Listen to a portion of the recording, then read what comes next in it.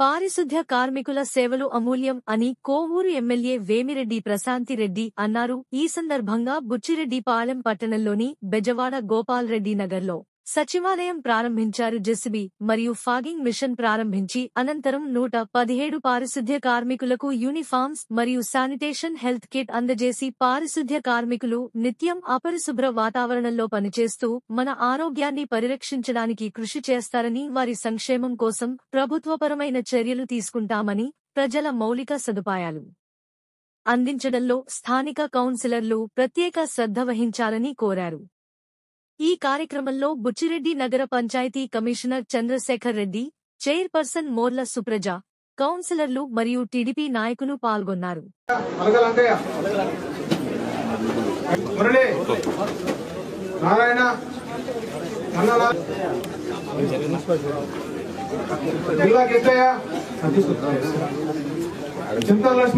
ఈరోజు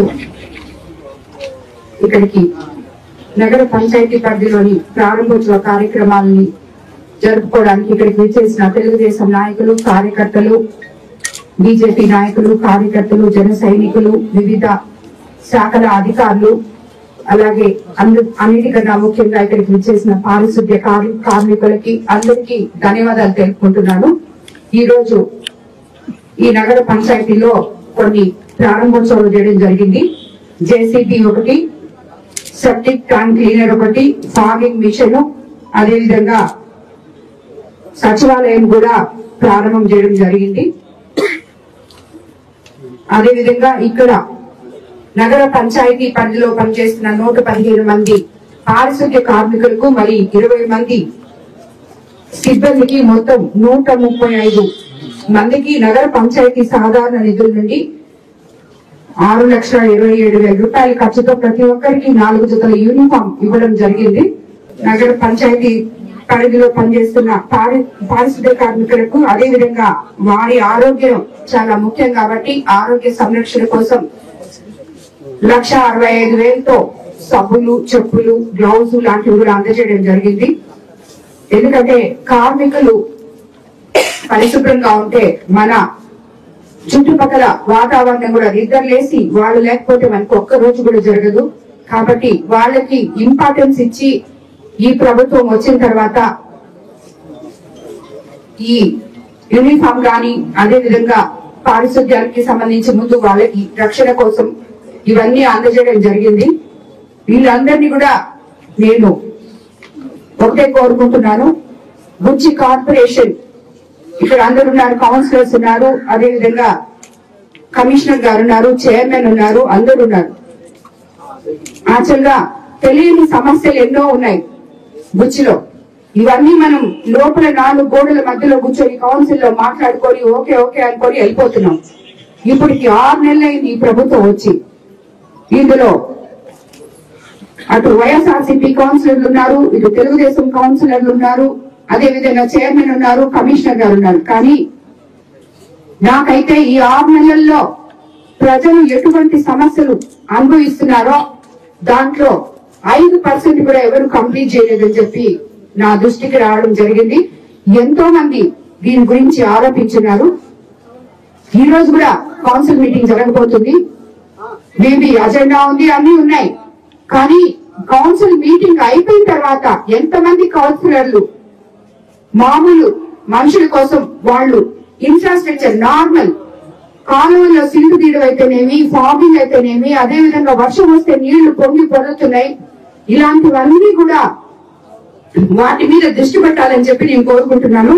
అదేవిధంగా కమిషనర్ గారికి కూడా నేను చెప్తున్నాను, ఎక్కడ కూడా ఏ ప్రాంతంలో కూడా బుచ్చి కార్పొరేషన్ పరిధిలో ఒక్క అంగుళం భూమి కూడా గవర్నమెంట్ ది వేస్ట్ కాకూడదని, అటు ఇరిగేషన్ గాని గవర్నమెంట్ గాని ఎవ్వరు కూడా దాన్ని కబ్జా చేయడానికి లేదు, దేంట్లోనూ కలుపుకోవడానికి లేదు, డీవియేషన్ చేసి లేఅవుట్ చేయడానికి లేదు. దీనికి నేను స్ట్రిక్ట్ గా మరోసారి పత్రికాముఖంగా కమిషనర్ గారికి చెప్తున్నాను, అదేవిధంగా ఎంఆర్ఓ గారికి ప్లస్ ఇరిగేషన్ అధికారులకు కూడా చెప్తున్నాను, తగు జాగ్రత్తలు తగు చర్యలు తీసుకోవాలని చెప్పి యాజ్ పర్ నార్మ్స్ ఏదైతే ఉందో దాన్నే ఆమోదించాలని చెప్పి మీకు ప్రత్యేకంగా చెప్తున్నాను. ఇక్కడ చాలా మంది నాకు కంప్లైంట్ చేయడం జరిగింది. నేనైతే ఎవరిని ఏ పార్టీ ఆ పార్టీ ఈ పార్టీ అని లేదు. ప్రభుత్వ భూమి ఒక ఇంచున్న ప్రభుత్వ భూమి అంటే ఇరిగేషన్ కానీ ఏదైనా కానీ ప్రభుత్వానికి సంబంధించింది ఏదున్నా కూడా నేను ఒప్పుకోను. ఇప్పుడే మీకు చెప్తున్నాను. కాబట్టి దానికి కూడా తగు చర్యలు తీసుకోండి.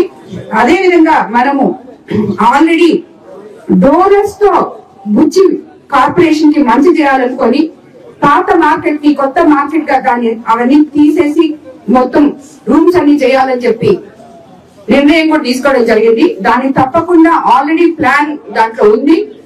ఇమీడియట్ గా వాళ్ళని షిఫ్ట్ చేయకుండా మనం ప్లాన్ అన్ని చేసుకొని అప్రూవల్ చేస్తాం. దాని తర్వాత మార్కెట్ ని షిఫ్ట్ చేసి అక్కడ స్టార్ట్ చేయాలని చెప్పి కొంచెం టైం తీసుకోవడం జరుగుతుంది. అంతేగాని దాన్ని వదిలేసింది లేదు.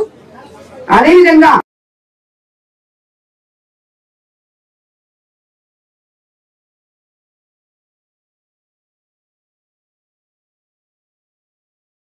కానీ వాళ్ళకి పునరావాస కేంద్రం కూడా మేము ఏర్పాటు చేయాల్సిన ఇది ఉంది. దానిలో కూడా వాళ్ళకి ఎటువంటి ఇబ్బంది లేకుండా ఆచితూచి అడుగులు వేయడం జరుగుతుంది. అందుకే కొంచెం జాప్యం జరుగుతుంది. కానీ ఇప్పుడు వాళ్ళు సేఫ్టీ ప్లేస్ లోనే ఉన్నారు. వాళ్ళందరూ సంతోషంగానే ఉన్నారు. త్వరలో వాళ్ళకి తగు ఆధారం కూడా చూపిస్తామని చెప్పి పత్రికాముఖంగా నేను తెలియజేసుకుంటున్నాను. కాబట్టి మరీ చెప్తున్నాను, ఎక్కడ కూడా బుచ్చి కార్పొరేషన్ లో కౌన్సిలర్లు గాని కమిషనర్ గాని చైర్పర్సన్ గాని ఇక్కడ లోకల్ పీపుల్ కి ఏమి అవసరాలో ఏమి నీడ్సో వాటిని పట్టించుకోవాలని మరీ చెప్తున్నాను. అలా జరగనప్పుడు నా దృష్టికి తీసుకురావాలని కూడా నేను చెప్తున్నాను. అందరికీ ధన్యవాదాలు.